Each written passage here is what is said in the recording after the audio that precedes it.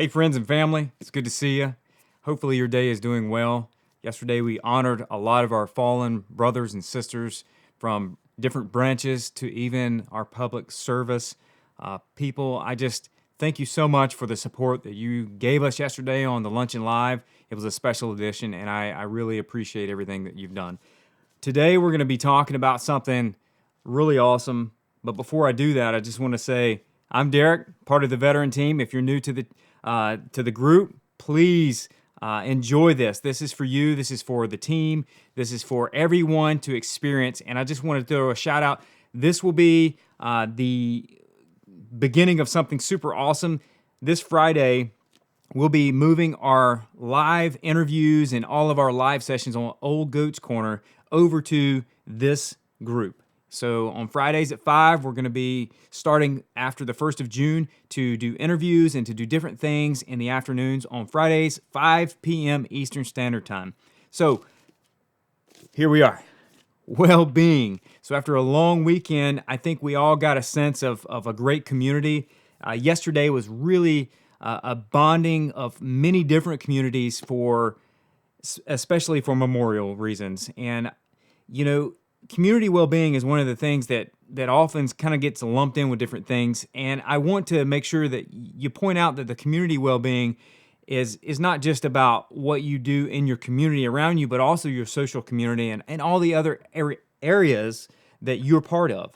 So I'm going to go ahead and cut over to our book so you can kind of see what we're going over today. So one of the biggest things, individuals, they usually find a deeper peace in their heart, their soul, their self-worth when they are giving to others. And you can really experience that when you find yourself in a group that is much like Camp Southern Grounds veteran team, where we want to give back to the community that we've been part of for so very long. And in doing that, we find that we have a substantial feeling that comes from contributing our time, our efforts, and sometimes even our money to do that. And it's been proven through research that whenever you give, there's a part of you, and it's in the brain, it's a sense that comes across where you're being selfless and you're providing something for someone else. And when you do that, it stimulates a part inside of you to want to do it over and over again. It's a good memory. It's a thing that gets programmed even from an early age. When you find yourself doing that, it can stay there. It's like a muscle memory thing. And so whenever you trigger that response, your brain craves it and it wants to do more. So you hear the term a helper's high. And so when you're part of volunteer groups, and I've been part of various different groups, when you volunteer, you get that helper's high and you want to come back for more because it fills a hole that's inside of you sometimes when you're deep, dark into depression, anxiety, in different places of life that just aren't the best for your well-being.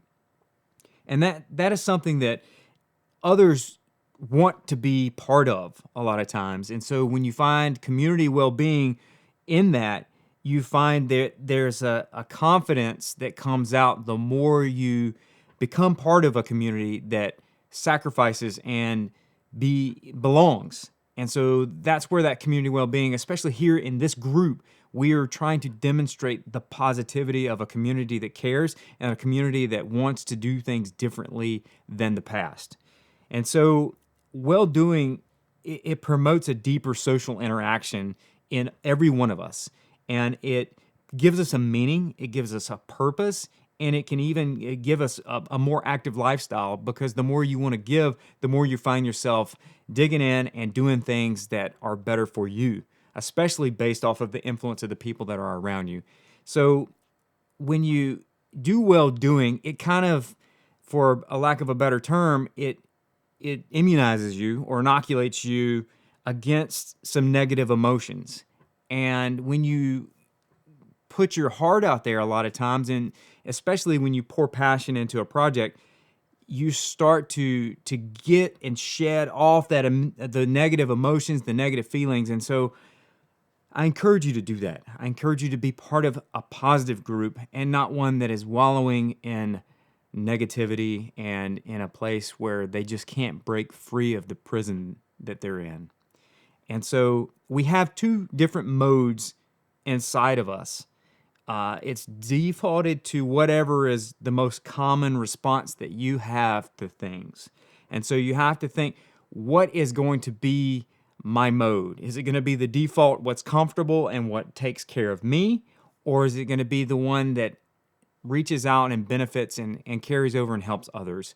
And sometimes that second mode that we have is the calculated mode, and it's a calculated response where we don't automatically respond to the immediate emotion. And so when you're doing that in a community, it's okay to be broken. It's okay to feel pain and suffering and anguish, things like that, because you got to get through all that in order to be able to give. So dig in and think about, what your defaults are, and is it the one that you're going to require a lot of thought over, or is it going to be one that's an immediate? And you can also change that default to one that is calculated, one that's selfless versus one that's comfortable to you. And it's hard for me. It's really hard. I have to say that I have a competition strength, and it really, really, I get focused sometimes in on strength of myself. So the question for today, what are you planning to do as your default for involvement in your community? Thanks for watching. We'll see you tomorrow at 1 o'clock Eastern Standard Time. Have a good day.